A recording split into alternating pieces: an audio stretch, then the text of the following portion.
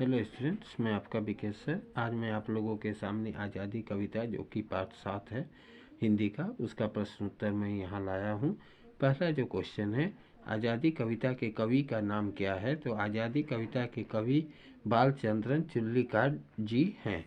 दूसरा, कुछ पाने के लिए हमें क्या आवश्यक है? कुछ पाने के लिए मेहनत आवश्यक है। जीवन में कुछ बनने के लिए क्या जरूरी है? जीवन में कुछ बनने के लिए अनुशासन जरूरी है। आज जिसे हम आज़ादी समझ रहे हैं, कल हमारे लिए वह क्या बन जाएगी? तो आज जिसे हम आज़ादी समझ रहे हैं, कल वह हमारे लिए अनुशासन के अभाव में बंधन बन सकती है। पांचवा, किसी व्यक्ति के लिए आज़ादी के क्या मायने होती है?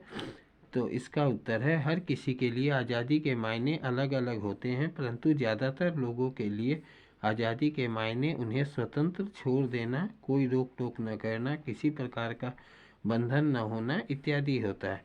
आज़ादी का मतलब कौन किससे पूछ रहा है? प्रस्तुत कविता में शागिर्द दर्जी से पूछ रहा है। सातवां जो प्रश्न है, शागिर्द ने आज़ादी का मतलब बताते हुए किन संदर्भों का वर्णन किया है?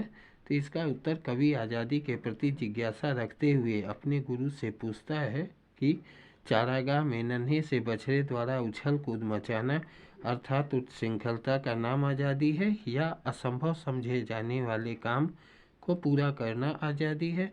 कहीं उत्तर दिशा में सीटी बजाते हुए तेज भागती रेलगाड़ी का नाम आज़ादी है, या सैर सपाटा घूमना फिरना आज़ादी है, या हमें किसी यात्रा के दौरान अंधेरा हो जाए और अंधेरे में लैंप पोस्ट के नीचे आश्रय मिल जाना, ये आज़ादी है।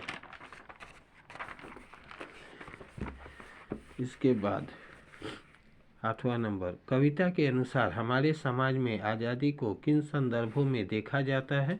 कविता के अनुसार हमारे समाज में आज़ादी को कभी कभी उन्मुक्तता, उच्छृंखलता, मनमर्जी, सैर सपाटे, गैर जिम्मेदारी, तत्कालीन तथा सीमित लाभ और कर्महीनता को आज़ादी मान लिया जाता है।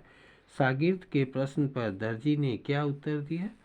दर्जी ने अपने अनुभवों के आधार पर बताया कि मूलभूत अनिवार्य आवश्यकताओं की पूर्ति ही आज़ादी है।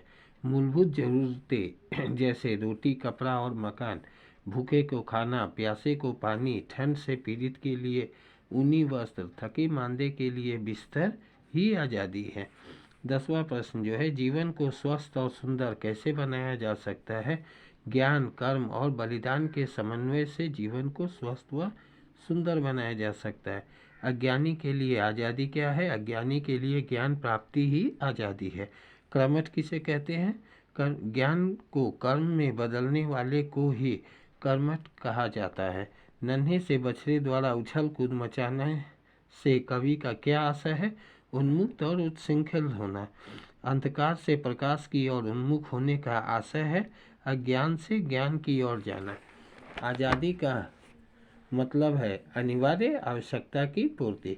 आज़ादी का दूसरा नाम क्या है? आज़ादी का दूसरा नाम कर्म है।